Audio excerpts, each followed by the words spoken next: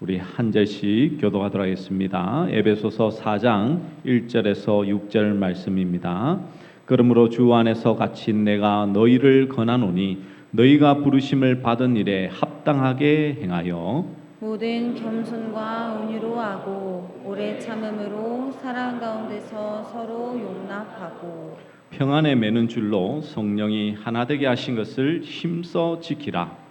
몸이 하나요 성령도 한 분이시니 이와 같이 너희가 부르심의 한 소망 안에서 부르심을 받았느니라. 주도 한 분이시요 믿음도 하나요 세례도 하나요 하나님도 한 분이시니 곧 만유의 아버지시라. 만유 위에 계시고 만유를 통일하시고 만유 가운데 계시도다. 아멘.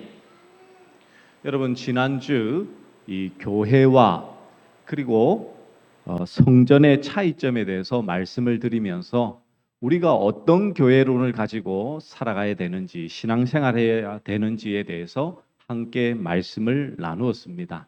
오늘은요, 우리가 어떤 이 교회론을 가지고 주 안에서 하나가 될 수 있을지, 그게 바로 참된 교회의 모습이거든요. 그래서 어떻게 하면 우리가 참된 교회로서 우리가 신앙생활을 할 수 있을지 함께 말씀을 나누도록 하겠습니다.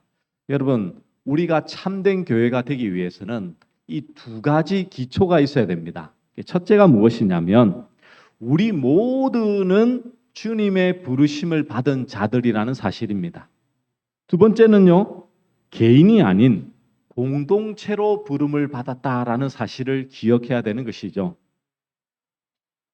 우리 모두는 부르심을 받은 사람들인데 우리가 부른 게 아닙니다. 맞죠? 내가 부르고 싶은 사람을 부른 게 아니에요. 주님께서 부르셨기 때문에 나하고는 맞는 사람과 맞지 않는 사람이 있을 수밖에 없겠죠. 그래서 교회라는 것은요, 나하고만 맞는 사람, 나하고만 생각이 똑같은 사람이 존재하는 것이 결코 아닙니다. 예수님의 제자 훈련의 방식은요, 그 당시 바리새인들과는 달랐죠. 예수님께서는 제자들을 어떻게 하셨습니까? 직접 찾아가셔서 부르셨죠. 예수님께 나와서 나는 예수님의 제자가 되겠습니다라고 했던 사람들도 예수님의 제자가 되지 못한 사람들도 있었습니다. 그러나 그 당시 바리새인들은 예수님과 달랐죠. 사람들이 이 스승을 선택했습니다. 그래서 랍비라고 생각해서 스승이 될 만한 사람이 있으면 그 사람을 쫓아다녔던 것이죠. 그러다 보니 예수님의 제자들은요, 다양한 사람이 모였습니다. 그 중에 마태라는 제자가 있었는데 이 마태는 직업이 세리였습니다. 여러분, 세리는 어떤 사람인지 잘 아시죠? 로마의 세금을 이제 착취하는 사람이었어요. 그래서 유대인들이 다 싫어했고 죄인이라고 손가락질했던 사람이었습니다. 그 세리와 같은 사람들과 맞서 싸우는 사람들이 누구였냐면 열심당원이었습니다. 유대교의 신앙을 가지고 로마와 함께 싸워야 된다라는 사람이 열심당원이었는데 예수님 제자 중에는요, 시몬이라는 사람, 그 사람이 바로 열심당원이었습니다. 그러니까 지금 세리랑 열심당원이 예수님의 제자로 함께 있는 거예요. 얼마나 이 상황이 불편하겠습니까? 그들 가운데는요, 항상 긴장감이 감돌았을 것입니다. 또 예수님의 제자들의 핵심적인 그 직업들은 다 어부들이었죠.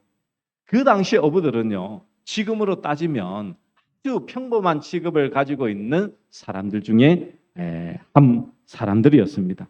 그렇다 보니 직업과 환경, 이 모든 것이 달라서 갈등이 일어날 수밖에 없는 공동체였죠. 지금도 마찬가지지 않습니까? 지금의 우리 교회도 각양의 다른 성격과 특성을 가진 사람들이 주님의 이름으로 부름을 받아서 한 교회로 지금 지내고 있는 거예요. 그러다 보니 다양함 속에서 한 교회의 일원으로 지내다 보면 다름으로 인한 갈등이 생기기도 합니다. 그래서 뭐 정치적으로나 이념적으로나 사상적으로나 우리는요 생각이 다 틀립니다. 다릅니다. 그러다 보니 교회는요 항상 진리 안에서 세상적인 것은 항상 중립을 말할 수 있어야 되는 것이죠. 진리는 온전하게 선포되어져야 되는 것입니다. 그래서 제 설교를 들어보시면 아시겠지만 뭐 정치 얘기를 아예 꺼내지도 않죠. 사상적인 얘기도 하지 않습니다. 그 이유는 다른 것이 아니죠. 각양의 다른 사람이 있는데 어떻게 한 사람에게 맞출 수 있습니까? 그리고 참된 하나님의 말씀은 거기에 대해서 항상 중립을 말씀하고 있다라는 사실을 우리는 잊어서는 안 되겠죠. 그러면 오늘 우리가 설교의 제목처럼 교회의 하나됨을 이루기 위해서는 어떻게 하면 될까요? 오늘 사도 바울은요, 주후 62년경 로마의 감옥에 갇혀 있던 이 바울이 감옥에서 에베소 성도들을 향해서 쓴 편지입니다. 바울은 3차 선교 여행 때에 에베소에 머물며 두란노 서월이라는 곳에서 2년 반 동안 사역했는데 그러한 에베소 성도들에게 지금 명령하고 있죠. 자, 오늘 본문 1절 말씀 우리 함께 같이 한번 읽어볼까요? 준비 시작. 그러므로 주 안에서 갇힌 내가 너희를 권하노니 너희가 부르심을 받은 일에 합당하게 행하여. 아멘. 바울은 지금 감옥에 갇힌 몸으로 에베소를 쓰면서 주 안에서 갇힌 내가라고 말씀하고 있습니다. 그 말은 무엇입니까? 자기가 윤리적인 그리고 세상의 법을 어겨서 지금 감옥에 갇힌 것이 아니라는 거예요. 주의 복음을 전하다가 지금 내가 감옥에 갇혀 있다라고 말하고 있는 것이죠. 그런 그가 에베소 교회를 향하여서 성도들을 향하여서 권면하는데 무엇을 권면합니까? 내가 너희를 권하노니 너희가 부르심을 받은 일에 합당하게 행하여라고 말씀하고 있죠. 그러니까 에베소 교인들은 하나님의 부르심을 받은 교회라는 것이죠. 그래서 하나님께서 부르신 그 부르심에 걸맞는 삶을 살아가라라고 권하고 있는 것입니다. 아무렇게나 이전처럼 살지 말고 하나님의 백성이 되었으니 그에 맞는 삶을 살아가는 것이 당연하다라고 말씀하고 있는 것이죠. 그도 그럴 것이 에베소라는 지역은요 아주 큰 이단의 건물들이 많았습니다. 신상을 모시고 거기에서 절하고 신전에서 이 아주 음란한 행위들을 많이 하는 것들이 그 당시의 풍속이었어요. 그러다 보니 그 속에 흘러 들어가지 말고 너희는 교회된 사람으로서 그 교회에 맞는 삶을 살아라라고 말씀하고 있는 것이죠. 그러면서 말씀하신 것이 합당하게 행하여라고 말씀을 하는데요. 이 단어를 헬라어 원어로 보시면 의복에 대해 사용했던 단어입니다. 예를 들면 그래요. 젊은 사람들에게는 합당하지만 나이가 든 사람에게는 이렇게 어울리지 않는 옷이 있습니다. 만약 우리 근사님 중에 한 분이 아주 막 루즈를 빨갛게 칠하고 미니 스커트에 망사 스타킹을 입고 지금 예배 자리에 나왔다 생각해 보십시오. 그러면 좀 뭔가 어색하겠죠, 여러분. 저도 마찬가지입니다. 지금 설교하는데 제가 정장을 입고 이렇게 설교를 하지만 제가 힙합 스타일로 모자를 옆으로 이렇게 이렇게 45도 모자를 이렇게 딱 쓰고 여러분 앞에 지금 설교를 한다 생각해 보십시오. 여러분들이 설교에 집중할 수 있겠습니까? 오늘 목사님 모자가 좀 더 돌아갔네 이렇게 지금 보고 계시겠죠. 모든 상황과 그리고 그 현실에 맞는 옷을 입는 것이 합당하다라는 의미인 것입니다. 그리스도인은 그리스도인으로서 마땅히 입어야 할 어울리는 옷이 있다는 것이죠. 그 옷을 입는 것이 바로 그리스도인답게 사는 것이고 그 옷이 바로 거룩이라는 옷인 것입니다. 그리고 거룩은 항상 순종을 따라오게 되어 있습니다. 자, 여기에 대해서는 다음 주에 이제 거룩과 순종에 대한 그 부분에 대해서 함께 좀 말씀을 나누었으면 좋겠습니다. 오늘은요, 우리가 교회된 자로서 이제 그리스도인답게 옷을 입으면 거룩한 자가 되는데 우리는 이것을 조금 오해하고 있기 때문에 문제들이 생기죠. 교회의 본질은요, 거룩이지만 그 거룩함의 속에서 하나님께 순종함으로 반응하며 살아가야 됩니다. 순종이라는 것은요, 오직 주가 말씀하신 것을 온전히 따르는 것이죠. 그 말은 무엇입니까? 내 것이 없다라는 거예요. 교회 일도 자기의 만족, 자기의 기쁨, 자기의 행복, 자기의 자랑을 위해서 모든 것을 행하면 문제가 발생하는 것입니다. 나를 위해서 생활하다 보니까 나와 다른 많은 사람들이 모여 있고 나와 다른 생각을 또 이렇게 이야기하는 사람들과의 교제를 통해서 교회 안에서 늘 상처 있고 교회 안에서 갈등을 일으킬 수밖에 없는 것이죠. 그렇기에 우리는 하나님의 거룩함을 쫓는 동시에 하나님께 순종하는 삶, 순종이라는 것은 내 모든 것을 내려놓고 주를 따르는 삶이라고 생각하시면 되겠습니다. 그러면 이 부르심에 합당한 삶이 어떤 삶이라고 사도 바울은 말씀하고 있을까요? 자, 2절 말씀 우리 같이 한번 읽어볼까요? 준비 시작. 모든 겸손과 온유로 하고 오래 참음으로 사랑 가운데서 서로 용납하고. 예, 우리가 겸손이라고 하면 보통은 아닙니다. 저는 잘 못합니다. 저는 좀 이 부분에 있어서 좀 다른 사람보다 이렇게 좀 이렇게 낫습니다라고 그냥 자기를 낮추는 게 겸손이라고 생각을 하는 경우가 있습니다. 근데 이 성경에 말씀하고 있는 겸손은 그것이 아닙니다. 성경에서 말씀하고 있는 겸손은 내가 있어야 될 자리에 있는 거예요. 그래서 정확하게 성경에서 말씀하고 있는 겸손은 하나님 앞에 서 있는 우리 인간이 겸손이에요. 하나님 앞에 서 있는 자. 우리 고신 그 교단의 그게 바로 하나님 앞에서 우리가 하나님 앞에 서 있는 것이 바로 겸손이라니까요, 여러분. 그 인간이 서 있어야 될 장소이거든요. 그리고 이 겸손과 한 짝으로 등장하고 있는 것이 바로 무엇입니까? 바로 온유죠. 겸손에 대한 오해가 있듯이 온유에도 보편적인 오해가 있습니다.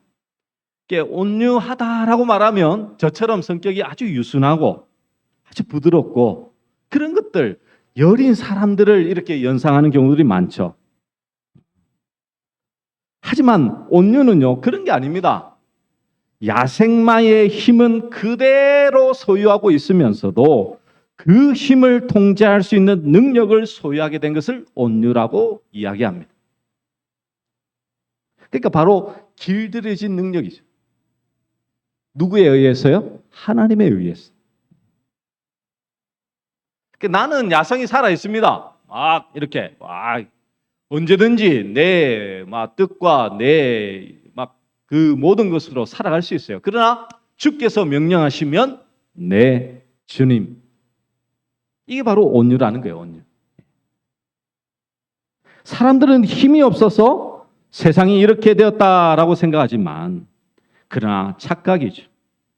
세상이 지금처럼 어그러지고 왜곡된 것은 힘이 없어서 그런 것이 아닙니다. 오히려 힘이 남아 돌아서 그 힘을 다스릴 수 있는 능력이 없어서 이렇게 된 것이죠. 그래서 우리는 철저히 하나님 앞에서 이렇게 길들여지는 연습. 어떻게 보면 우리가 통제할 수 있고 우리가 절제할 수 있는 것, 이거는 우리의 힘으로는 불가능하죠. 하나님께서 모든 것을 길들여 주셔서 우리가 모든 일에 절제할 수 있는 것, 그것이 참된 온유의 힘인 것입니다. 세 번째는요, 오래 참음입니다. 인내죠, 인내. 인내는 결코 포기하지 않는 정신이며 타협하지 않고 오직 기다릴 줄 아는 마음이죠. 근데 여러분, 고린도전서 13장에 보시면 사랑은 오래 참고라고 시작하고 있습니다. 사랑은 뭐라고요? 오래 참는 것입니다. 여러분, 남편이 한 번 잘못했다고 이렇게 하면 될까요, 안 될까요? 안 되겠죠. 오래 참으셔야 되는 거예요. 제 아내도 제가 양말을 이렇게 뒤집어서 벗었는데 10년이 지나니까 얘기를 하더라고요. 오래 참은 거죠. 얼마나 귀찮았는지 하루에 막 이렇게 엄청 토로하면서 얘기하더라고요. 제가 왜 진작 얘기 안 했냐고 이랬더만 10년 동안 오래 참았답니다. 예. 오래 참으면 문제가 안 생기는데 오래 참지 못하니까 문제가 생기겠죠. 근데 사랑의 마지막이 또 무엇인 줄 아십니까? 모든 것을 견디느니라 라고 말씀하고 있습니다. 견디는 것도 오래 참음이죠. 시작도 오래 참고 끝도 오래 참는 거예요. 부부 사이에 여러분 이혼을 하는 경우가 뭡니까? 오래 참지 못하니까 그렇죠. 어떤 일이 있어도 참으면 이혼하지 않을 것 아닙니까? 맞죠? 여러분 이거는 여러분들 이렇게 하는 게 아니고요. 이게 오래 참으면 됩니다. 참으면 돼. 그 성경적인 표현은 오래 참으면 견디면 되는데 견딜 수 없는 상황이 분명히 존재하기도 합니다. 맞죠? 오래 참음이 사랑을 사랑되게 하는 것이다라고 말씀하고 있는 것이죠. 그래서 교회에서 가장 필요한 것은 서로를 향해서 오래 참아주는 것이죠. 가정에서나 직장에서나 모든 것이 오래 참을 때가 필요합니다. 우리 한국 사람은 성격이 급하다 보니까 모든 일에 있어서 급하게 이렇게 반응을 하는 경우들이 참 많습니다. 그러다 보면 내가 실수할 때 동일하게 그 사람이 못 참아주겠죠. 그래서 실수를 해도 참아주고 실수해도 또 참아주는 것이 바로 우리가 해야 될 일이라는 것을 기억해야 되겠죠. 그게 바로 사랑하는 사람들의 참된 모습이라는 것입니다. 그리고 오래 참을 때 나오는 결과가 무엇이냐면 서로 용납이죠. 용납이라는 것은요, 뭐하냐면 품어주는 것, 안아주는 것이죠. 오래 참을 때에 그를 안아주고 품어줄 수 있는 것입니다. 이 각양의 다른 생각, 다른 사상을 가지고 있는 사람을 품어줄 수 있는 것이 바로 예수님을 믿는 자들의 모습이에요. 여러분 생각해 보십시오. 예수님께서 십자가에 달려 죽으실 때에 예수님께서 그들을 용납하지 않으셨다면 아마도 십자가에 내려와서 그들을 멸하시지 않았겠습니까? 그러나 예수님은 그들을 죽이는 그들을 향하여서 저들을 용서해달라고 하나님 앞에 기도함으로 썼던 것이죠. 그래서 오늘 우리가 복음에 합당한 그 삶을 살기 위해서 네 가지 무엇이라고요? 겸손과 온유와 오래 참음과 용납이 있을 때에 참된 교회에 합당한 자로 살아갈 수 있다라고 말씀하고 있는 것입니다. 근데 이것은요, 우리가 잘 알다시피 성령의 열매와 아주 유사하죠.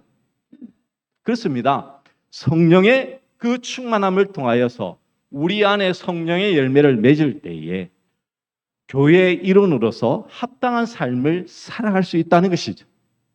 그러니까 단순히 내가 어떤 노력을 통해서 교회의 일원으로 또 내가 참된 교회의 모습으로 완벽하게 살아갈 수 있는 사람은 없습니다, 여러분.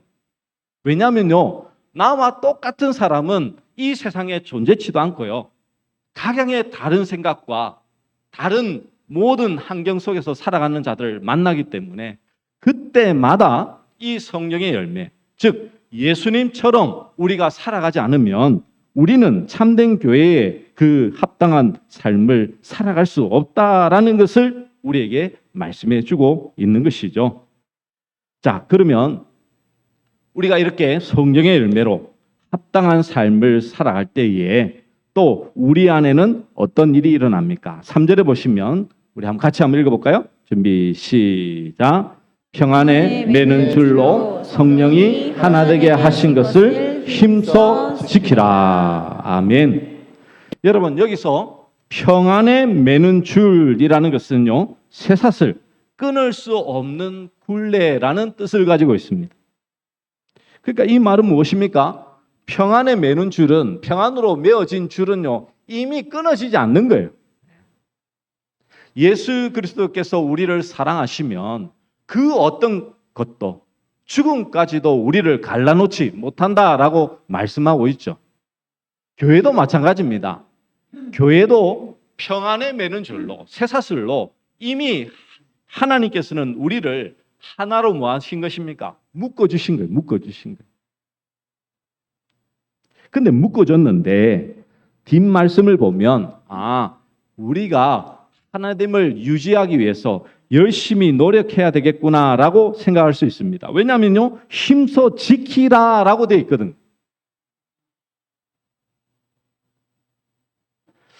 하나가 되는 거, 이미 하나가 되었는데 또 하나됨을 굳게 지키라고 하니까 이 말씀이 좀 이해가 안 되시죠? 근데 여러분, 이 힘써 지키라는 것은 4절과 6절에서 나오는 이 말씀을 이해하면 이 힘써 지키라는 것이 어떤 의미인지를 정확히 알 수가 있습니다. 자, 여러분, 그러면 그 전에 우리가 생각해 볼 것이 있습니다. 분명히 성령님은 우리를 하나로 이렇게 뭐하게 했습니까? 해 주셨다라고 성경은 말씀하고 있죠. 그런데 그 하나됨은 무엇을 말씀하고 있을까요? 조직적인 연합, 조직적인 하나를 의미하고 있는 것일까요? 여러분, 조직적으로 기독교가 하나 될 때가 있었습니다. 그때가 언제냐면 바로 중세 시대죠. 그때는 교황을 머리로 해서 전 세계 교회가 하나였습니다. 그때 세상이 교회의 하나됨을 보고 예수 그리스도를 믿게 되었을까요? 아니죠, 여러분. 많은 역사적인 평가는 그때만큼 교회가 타락한 적이 없었습니다. 정치와 손을 잡고 뭐 하냐면 타락할 대로 타락한 것이 바로 그 당시의 시대였어요. 그래서 많은 나라에서 일어났던 것이 무엇입니까? 바로 종교개혁이죠. 종교개혁. 말씀으로 돌아가자는, 말씀으로 돌아가. 왜? 개혁이 왜 일어났습니까? 그만큼 타락했던 시대였기 때문에 다시금 말씀으로 돌아가서 그 거룩함을 회복하자라고 이야기했던 것이죠. 그래서 우리는 하나됨이라고 하면 조직적인 하나. 지금 한국 교회의 교단과 그리고 파들이 대부분 200개가 있다거든요. 근데 우리는 흔히 생각하기를 이렇게 많은 거는 옳지 않아. 하나 돼야 돼 라고 말하면 이미 하나 될 때가 있었는데 그렇지 그게 하나됨이 아니라는 것을 알게 된다면 그것을 위해서 구할 필요는 없으시겠죠, 여러분? 그러니까 모든 교파를 초월해서 핵이라하여 하나 되는 것은 주님이 원하시는 하나됨이 아닙니다, 여러분. 실제로 이 장로 교인들이 침례 교인들 수십만 명을 물에 수장시켜버린 사건이 있었죠. 그 이유가 무엇이냐면 너희는 왜 세례를 안 주고 침례를 주느냐라고 핍박했던 사건이 있었습니다. 그러니까 왜 너희는 우리와 다르냐? 하나가 되자. 그것을 내 뜻에 맞춰서 하는 것은요, 하나님이 원하시는 것이 아니겠죠. 조직적이거나 또 전체를 한 색깔로 만드는 핵이라 하는 것은 하나됨의 모습이 아닙니다. 그래서 하나님께서 하나 되게 하신 것은 바로 4절에서 6절에 등장하는 영적인 연합을 말씀하는 겁니다. 우리 4절에서부터 6절까지 우리 같이 한번 읽어볼까요? 준비 시작. 몸이 하나요 성령도 한 분이시니 이와 같이 너희가 부르심의 한 소망 안에서 부르심을 받았느니라. 주도 한 분이시요 믿음도 하나요 세례도 하나요 하나님도 한 분이시니 곧 만유의 아버지시라. 만유 위에 계시고 만유를 통일하시고 만유 가운데 계시도다. 아멘. 여기서 사도 바울은 그리스도인들의 하나됨의 근거로서 7가지를 제시해 주고 있죠. 그리스도의 몸, 성령, 부르심의 목표인 소망, 주님, 믿음, 세례, 하나님, 이렇게 7개를 가지고 말씀하고 있는데요. 이것은 다시 3가지로 요약할 수 있습니다. 뭐냐면 성령, 성자, 성부. 자, 4절에 보시면 그 초점이 바로 성령 하나님입니다. 몸이 하나요 성령도 한 분이시니 이와 같이 너희가 부르심의 한 소망 안에서 부르심을 받았느니라 라고 말씀하고 있죠.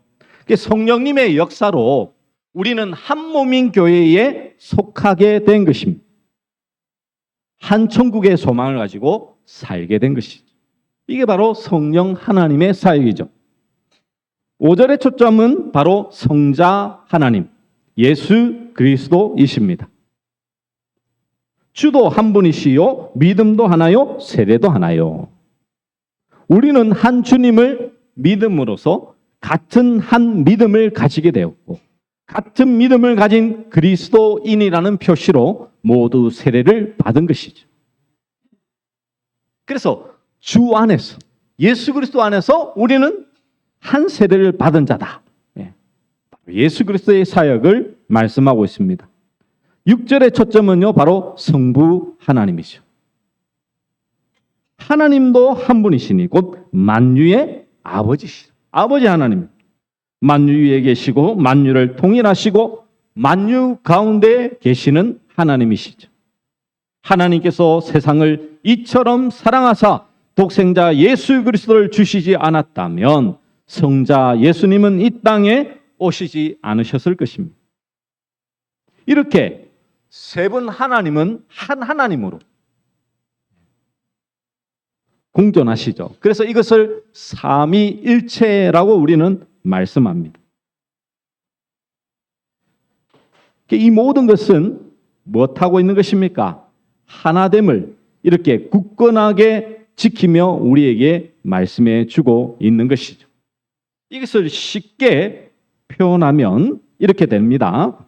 잘 들어보십시오. 이 4절과 5절과 6절을 쉽게 이제 풀어내면 이렇게 되는 겁니다. 자, 교회는 성령 하나님께서 오셔서 비로소 완성이 된 것입니다. 그러나 성자께서 이루신 일이 없었다면 성령 하나님은 오시지 않으셨을 것입니다. 그리고 성부 하나님께서 세상을 이처럼 사랑하사 독생자 예수 그리스도를 주시지 않았다면 성자 예수님은 이 땅에 오시지 않으셨을 것입니다. 이렇게 교회는 성령, 성자, 성부 하나님의 공조하에 탄생한 것입니다. 그러므로 하나님이 한 분이신 것처럼 교회는 하나됨을 지켜야 되는 것입니다. 라고 말씀하고 있는 것이죠. 그러면 여러분, 우리의 하나됨은요, 그냥 단순히 나하고 생각이 안 맞는 사람에게 가서 그래, 당신 내가 이렇게 보니까 내가 좀 양보하고 당신도 좀 양보해서 우리 하나됨을 좀 유지해서 좀 갑시다라고 말하는 것이 아니라는 것을 알겠죠.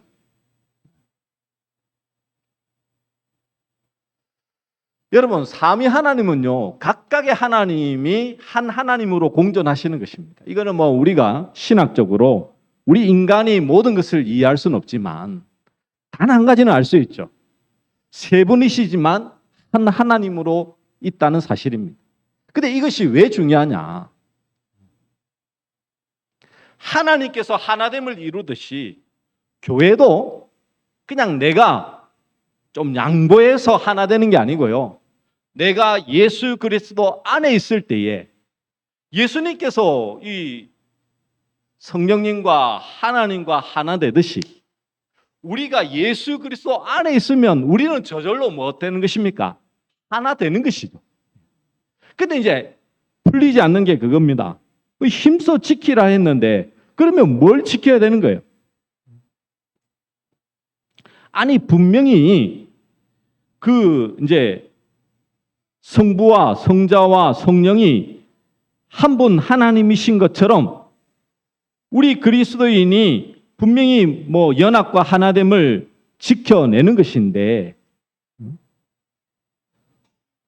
그 당연한 것 아닌가라고 할 수 있습니다.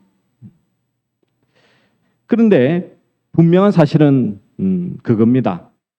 우리로 하여금 이렇게 하나되게 함을 굳게 지키라는 것은 우리가 이 사실 자체를 삼위 하나님이 하나인 것처럼 교회가 하나된 이것을요 굳게 믿고 따르라는 것이죠. 그래서 영어로 이렇게 해석을 해보면 이 사실을 뭐하냐면 유지하라라는 뜻으로 말씀하고 있습니다. 하나 되었다는 사실을 유지하며 받아들이라는 것이죠. 즉 삼위 하나님이 하나인 것처럼 교회는 이미 하나됨을 이루며 이 땅에 완전히 이루어진 것입니다. 그 말이 무슨 말이냐면요. 내가 교회와 하나 되지 못하고 있다고 생각하는 것은 내가 예수 그리스도 밖에 있다는 사실과 똑같은 거예요.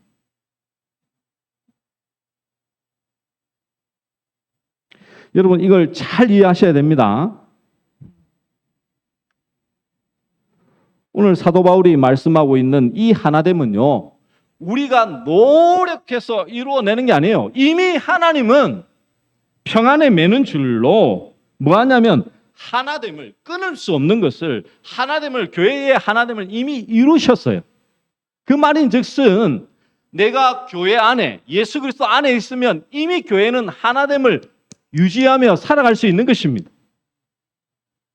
그런데 내가 예수 그리스도 밖에 있으면 교회와 하나가 될 수 있다 없다? 없다는 거예요. 없다는 거예요. 이게 참 중요합니다, 여러분. 그래서 고린도 교회를 향해서 사도 바울이 그렇게 고린도 교회의 잘못됨을 말씀하면서 그들을 깨닫게 하면서 무엇을 합니까? 교회 안으로, 주 안으로 들어오게 하죠. 그래서 사도 바울의 편지에 보시면 가장 많이 등장하는 단어가 바로 주 안에서입니다. 주 안에서.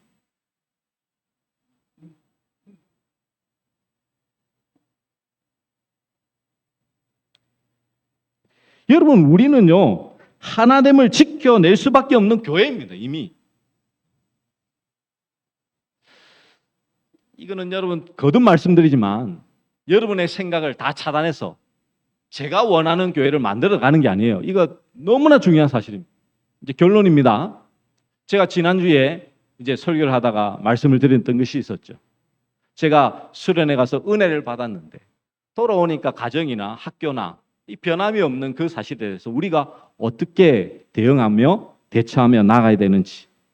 그리고 오늘 말씀도 마찬가지죠. 만약 교회가 목사의 교회라면 목사님의 말을 무조건 순종해야 되는지 거기에 대해서 우리가 생각해 볼 필요가 있지 않겠습니까?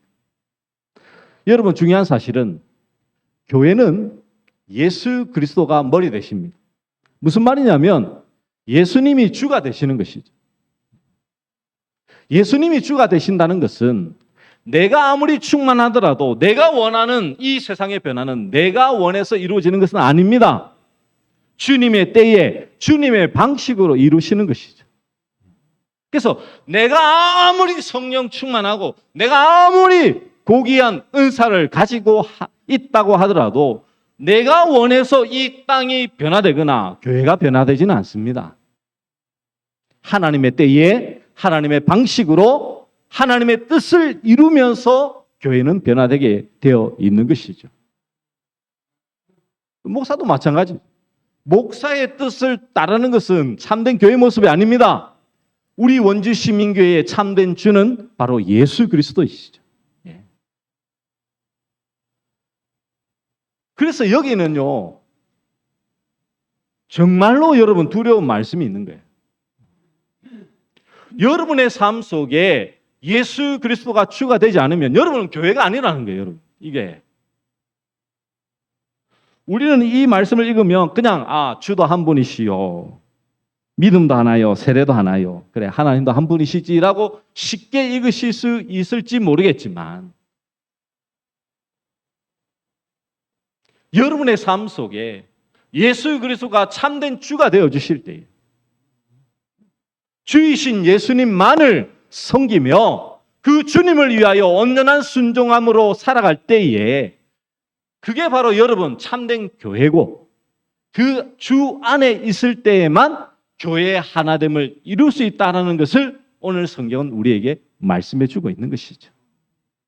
그러므로 매일의 삶 속에서 여러분 우리는 몸이 하나이고 성령도 한 분이시고 소망도 한 분이시고 주도 한 주요 믿음도 하나고 세례도 하나고 하나님도 한 분이신 우리는 교회의 하나됨을 이루는 자입니다.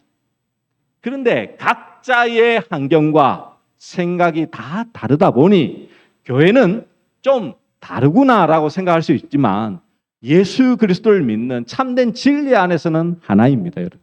왜요?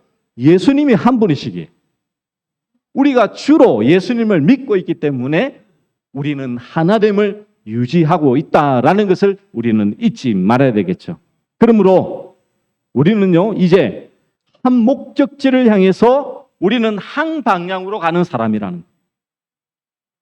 각자의 의견과 생각은 다를 수 있습니다. 인정해 주십시다. 그러나 주를 위하여서 우리는 모든 것을 내려놓고 순종할 수 있는 자가 되어야 된다. 그렇지 않으면 우리는 결코 교회의 하나됨을 내 삶 속에서 내가 속해 있는 그 공동체 안에서는 결코 누릴 수 없다라는 것을 기억하셨어. 교회된 여러분들이 예수 그리스도를 주라 고백하고 주 안에서 온전한 순종함으로 이루셨어.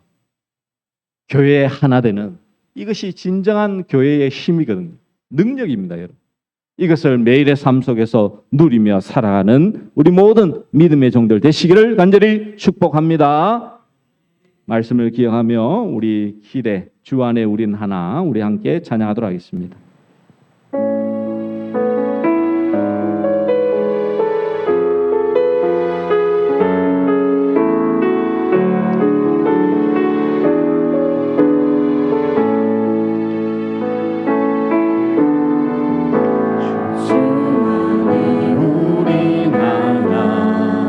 모습은 달라도 예수님 한 분만 바라네.